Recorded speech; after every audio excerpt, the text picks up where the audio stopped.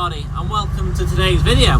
And in today's video, hopefully you'll have just seen, well, I'll flip the camera around, you can see that we've just pushed all the slurry down, and well, all the crust from the slurry pit that were there,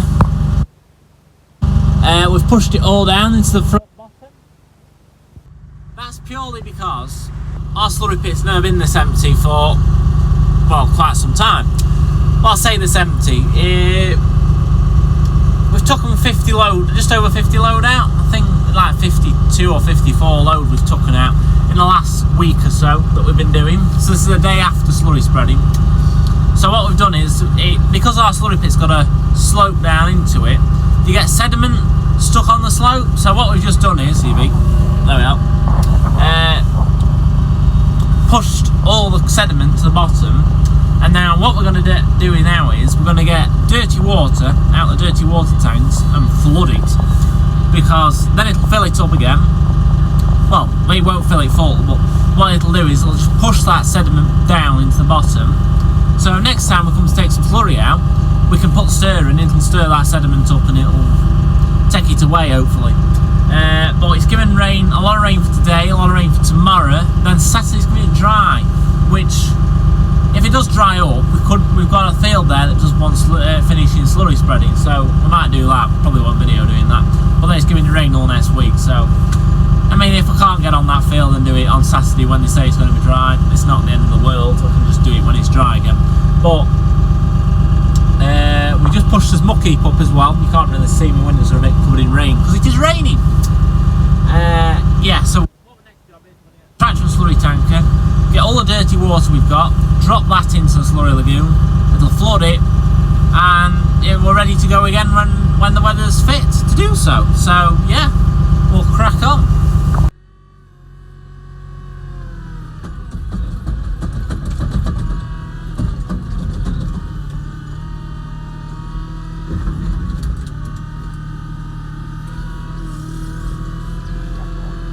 Right, so stopped raining. So here we are with a slurry tanker, but we need to take this off. We don't need that in a minute. To pump dirty water. We want to just let it run straight out. So what I'll do, stick you there a minute.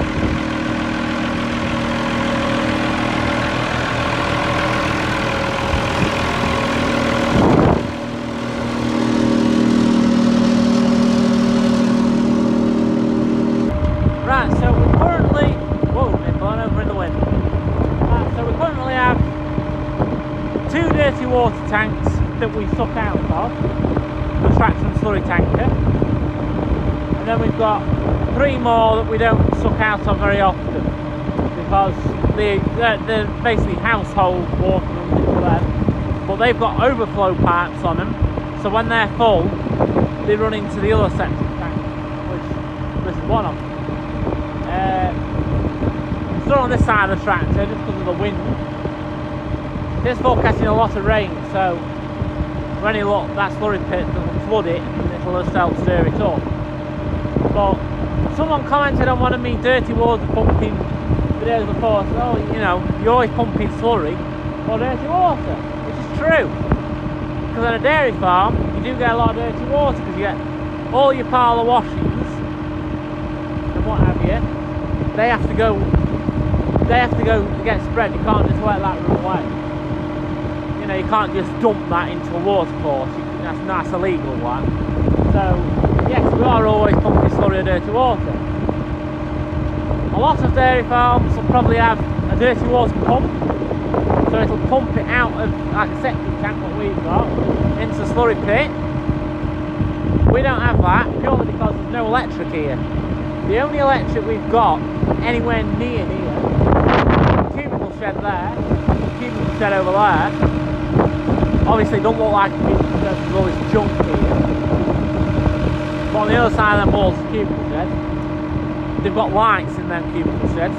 Maybe you'll be able to tap into that. But then you've got a track you'd have to cross, and then you'd have to run a pipe across this track to the slurry pit. You know, it's a lot of money invested into the job. So for the time being, just keep pumping it with a tractor and slurry tanker. It's not the end of the world. It probably takes you what, 2 or 3 hours each week pumping dirty water, and even then you don't notice it when you're slurry spreading because you're driving past the dirty water tank, so you'll just stop off, load up, and then go around to the slurry pit, drop it in, and suck a load of muck out. So you never really notice it as much then. More noticeable now when it's like another job. You're not slurry spreading. You just have to get the traction tanker out and pump the dirty water. But yeah, for now it suits our system. We're over our full now, I can just see on the side tube there. So we'll get ready to turn it off, and then we'll dump that in the slurry pit.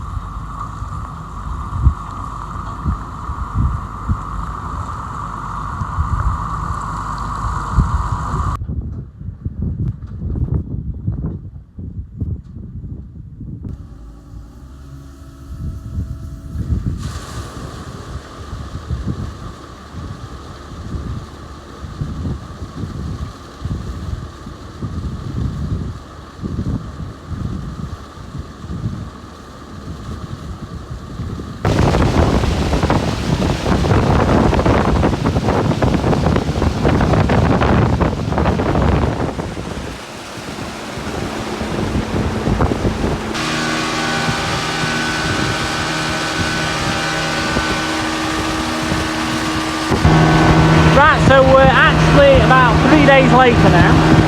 So pumping more dirty water into the slurry pit. The field over there that Hartman did, well, that started before we had that main storm, a Ewan or something, an Irish storm. I know you affected Northern Ireland, Scotland, quite bad one. But I got rained off into that storm. I managed to finish it, slurrying that field. We've now had another rainstorm, Helm or whatever it is. And yeah, so we're now putting more dirty water. So a few days later, tractor's ready for a wash, you can see. Might do a washing video.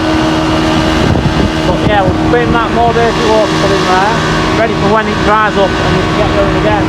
There we go, we're empty. Crack up. Right, so just in case I haven't been very clear on this, we'll put dirty water in the slurry pit because we'll get crusts forming at the back, as you can probably see from the clips that we'll put in this video. And we need to get that crust to stir up.